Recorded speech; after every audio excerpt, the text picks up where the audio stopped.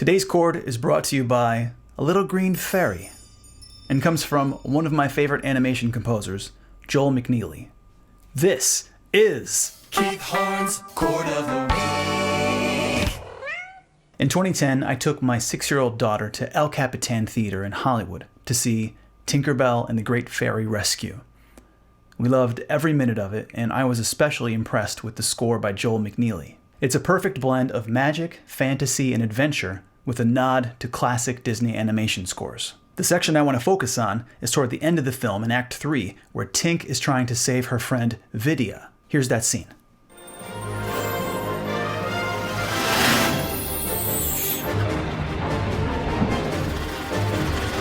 And these are the two chords I want to hone in on.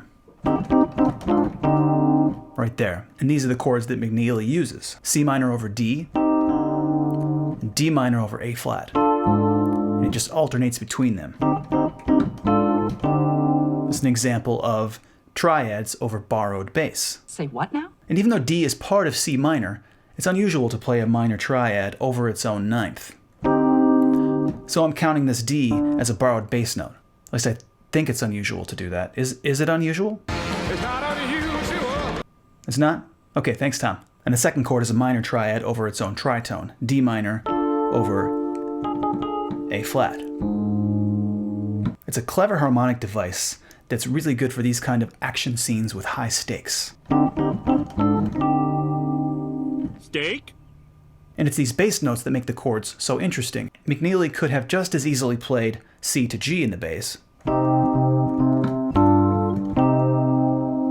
And that's fine too. But these borrowed notes help to highlight the tension, the drama of the scene by creating a more dissonant context for those two triads. So let's take these two chords through some exercises.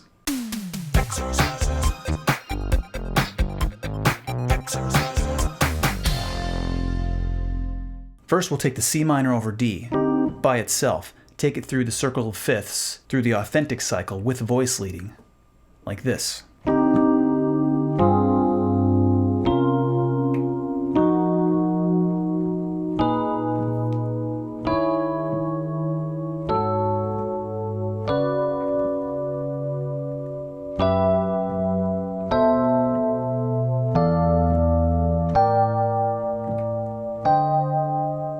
That's pretty good. Yeah. Pretty good. The second exercise is to take the second chord and do the same thing.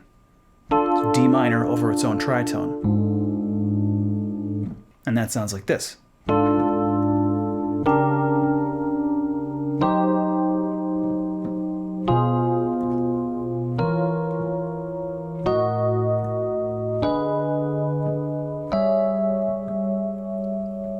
Pretty good.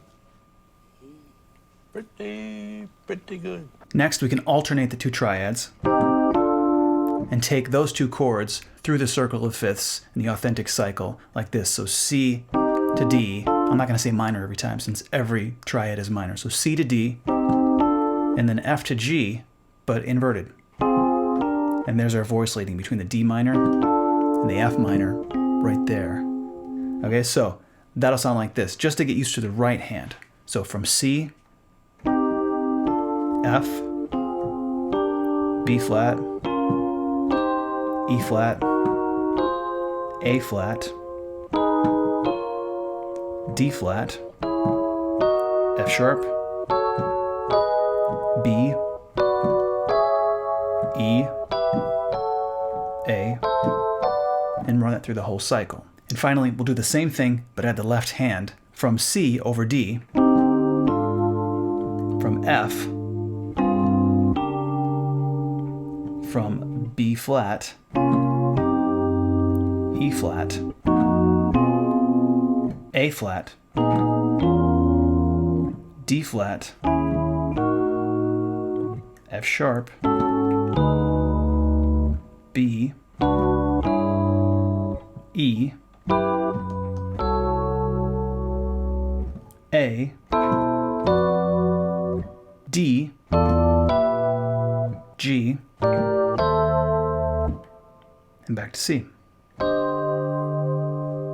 there are 6 of these Tinkerbell films in the franchise, and I recommend listening to and studying all the scores because Joel McNeely gives an absolute masterclass in animation scoring in these movies. And it's proof that you don't need a giant blockbuster movie or an iconic piece of classical music to find great chords. Of course, you can find great chords in those things too, but this proves that you can find them anywhere if you listen closely. And I think these 2 are worth listening to.